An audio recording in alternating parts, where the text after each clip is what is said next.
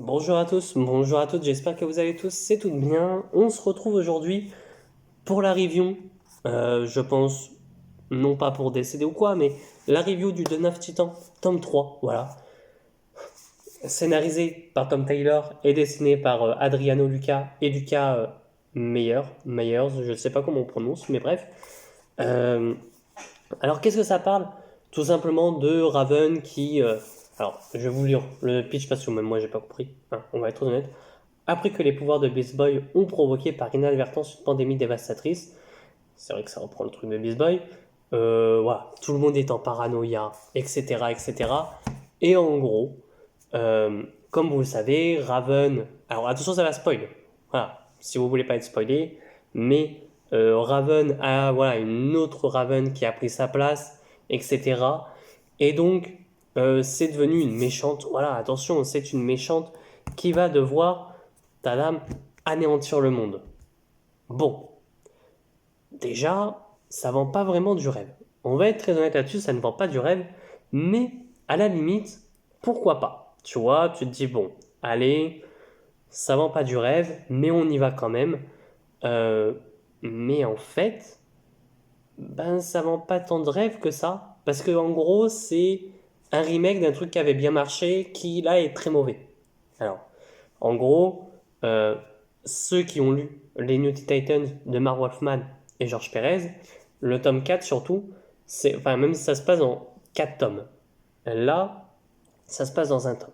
C'est en gros, euh, Raven petit à petit, vous savez, change, etc.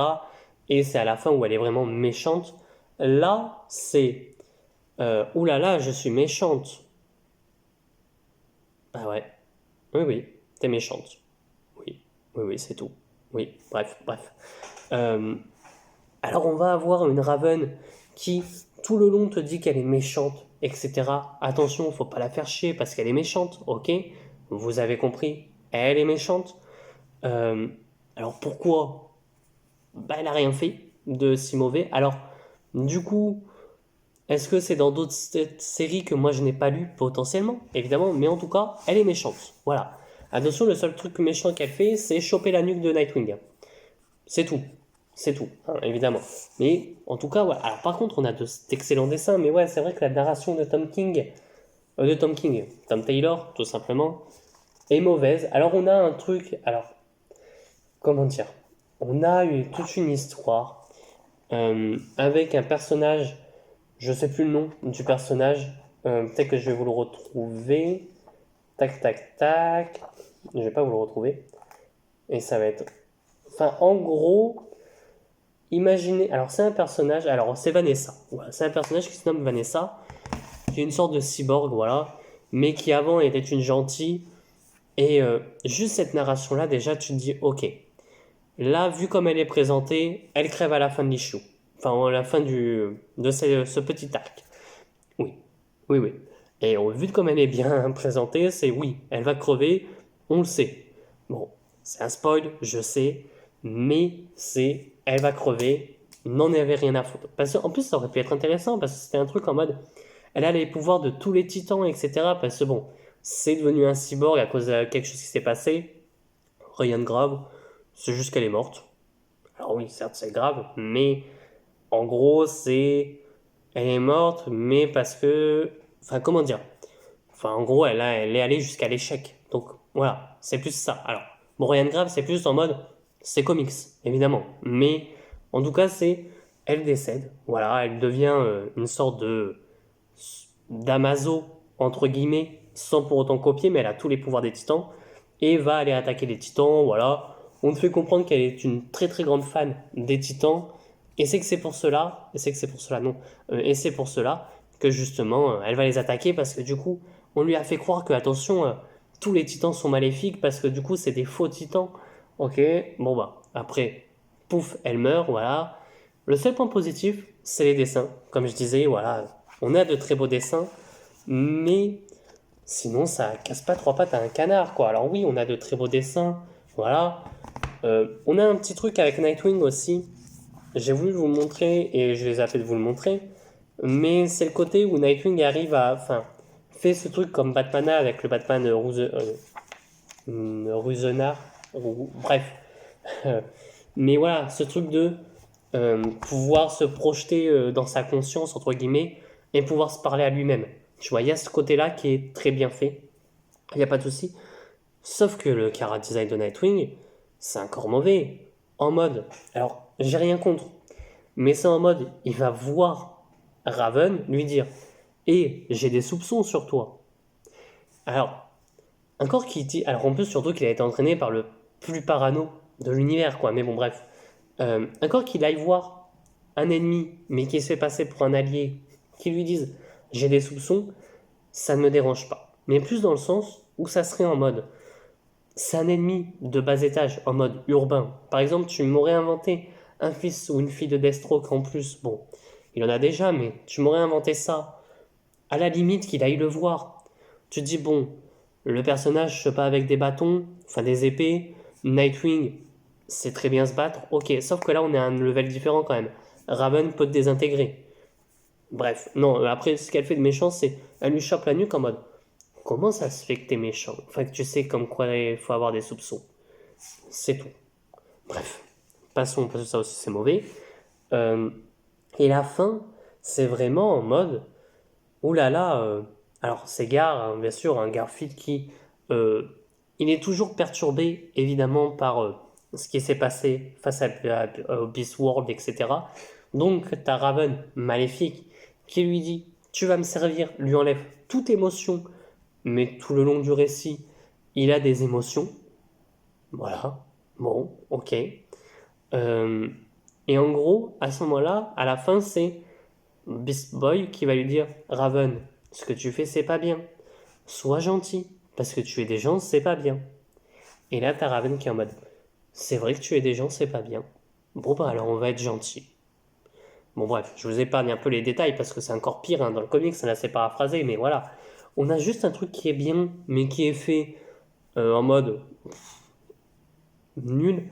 C'est le retour du personnage. Alors, je sais plus si je l'avais dit dans le tome 2, dans la review du tome 2, mais c'est de Apex Sava qui est une Beast Boy, enfin une Beast Girl du coup, enfin voilà, c'est qui a les mêmes pouvoirs que Beast Boy. Et en vrai, ce perso, bah, moi je l'aime bien.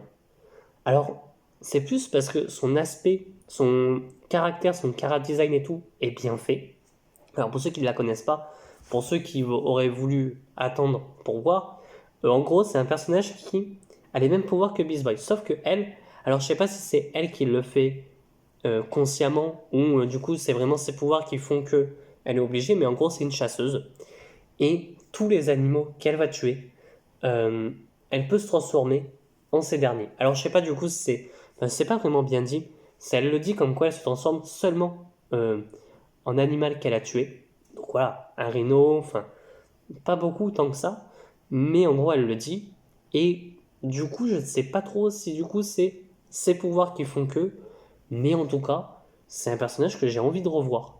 C'est un personnage qui pourrait être très cool et c'est un personnage qui se fait battre facilement en mode ouh là là, moi je ne tue pas, mais euh, d'un coup Beast Boy se transforme en gorille pour quasi l'assommer, quoi, quasi la tuer presque. Bon, bref, Euh, mais voilà, c'est pas non plus le truc que j'aime le plus, voilà. Alors, il y a un petit défaut, alors j'aime beaucoup Urban, il n'y a pas de souci là-dessus, mais j'avoue que c'est peut-être dommage, alors je sais pas du tout pourquoi ni comment, mais que, alors peut-être que c'est parce que c'est un changement d'auteur, j'en sais rien, mais en gros, c'est la série complète en 3 tomes. Alors, j'avoue que du coup, ça m'embête un peu parce qu'il y aurait peut-être pu y avoir plus, dans le sens où je sais pas si la série Titan est finie en VF, mais en gros, il y a une suite à ça.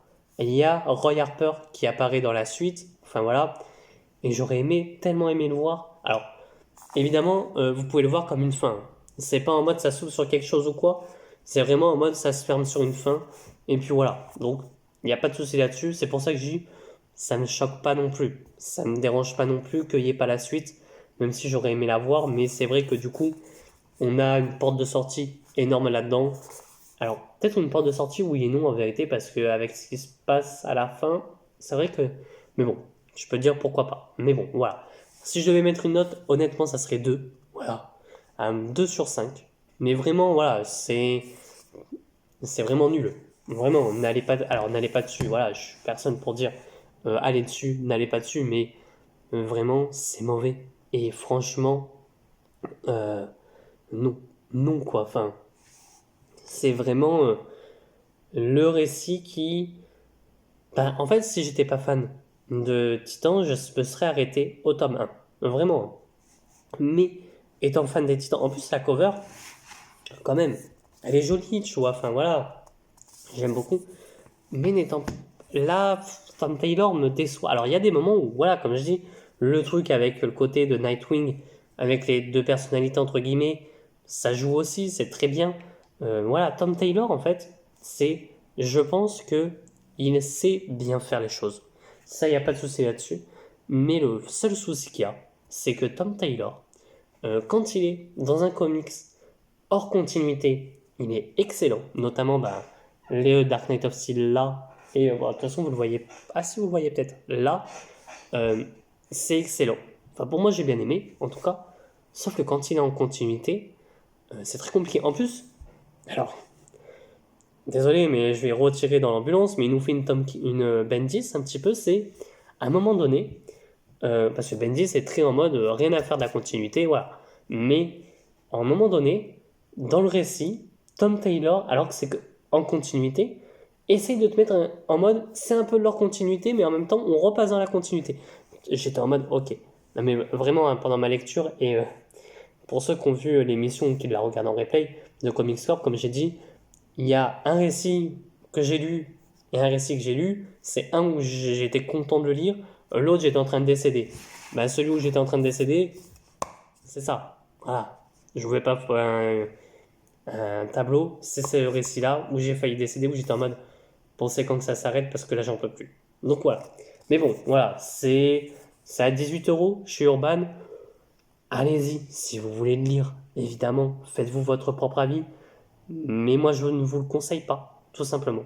Enfin voilà. Sur ce, n'hésitez pas à vous abonner, à liker la vidéo, à me dire ce que vous avez pensé du Dawn of Titan. Voilà, tout simplement. Et moi, je vous dis à très bientôt. À très vite pour de prochaines vidéos. Allez, ciao tout le monde.